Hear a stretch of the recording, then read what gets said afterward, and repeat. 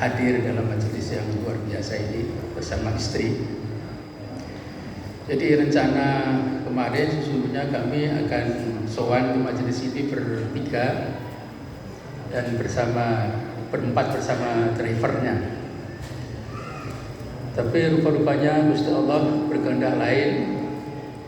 Hari kemarin lusa malam itu Bu istri ketua itu sakit dan harus dirawat di rumah sakit. Ya, lalu apa boleh buat, sehingga tidak bisa bertemu dengan saudara-saudara kami di majelis ini. Ya, mudah-mudahan Allah segera memberikan kesembuhan pada sakitnya istri ketua kami. Dan tentu juga kami berdoa kehadirat Allah SWT, mudah-mudahan majelis ini membawa kebaikan bagi semuanya.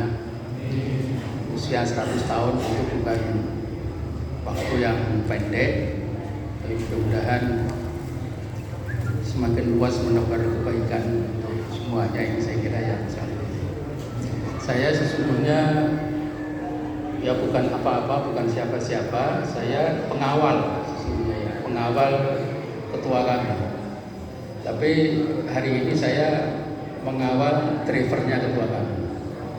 Ya, itu saya ngawal jadinya supaya beliau sampai di sini, karena yang bisa baca Google saya gitu ya, drivernya yang bisa. Itu mohon maaf. Saya kira tidak ada yang lebih baik untuk kami matur kecuali kami mengucapkan semangat kepada saudara-saudara kami jemaat Ahmadiyah Indonesia yang hari ini berarti ulang tahun katakanlah begitu ya, 100 tahun. Ya, sekarang ini kan ada semacam, kalau saya melihat, mungkin saya salah juga melihat, ada semacam pertarungan barangkali kalau boleh dikatakan begitu, antara Islam sebagai sistem ritual dan Islam sebagai sistem nilai. Ini sesungguhnya kan beda. Islam sebagai sistem nilai yang tentu acuan utamanya, rujukan utamanya pasti Al-Quran, tapi tapi juga Sunnah Kanjeng Nabi. Nah, tetapi kalau kita lihat ceramahnya para ustadz-ustadz yang hebat-hebat itu, kan sepertinya lebih mengarah ke bahwa Islam itu sebagai sistem ritual saja.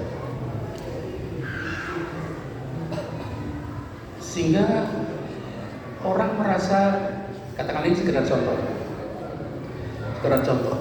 Kalau bapak ibu membaca Quran satu huruf saja, itu 10 kebaikan. Berapa kalau kita membaca 1000 huruf dalam satu hari?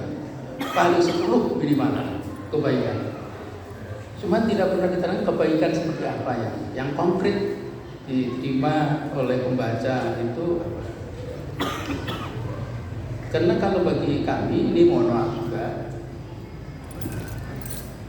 meskipun di Indonesia ini ya kita punya ustadz-ustadz yang hebat-hebat lah. Ya sebagai contoh saja misalnya tahun 90-an kalau saya tidak salah muncul ada organisasi yang namanya ISMI, Ikatan Cendekiawan Muslim Indonesia. Itu kan programnya luar biasa dari semua aspek, ada ekonomi, ada sosial, ada politik bahkan. Sampai pada waktu itu kan dikenal Senayan hijau turun. Lalu ada muncul dikasih penerbitan Republika, ada majalah Kiblat. Kemudian muncul di kampus-kampus ada kegiatan di semua kampus, Ramadan in kampus. Yang ceramah bukan main-main, para profesor-profesor luar biasa turun gunung bro.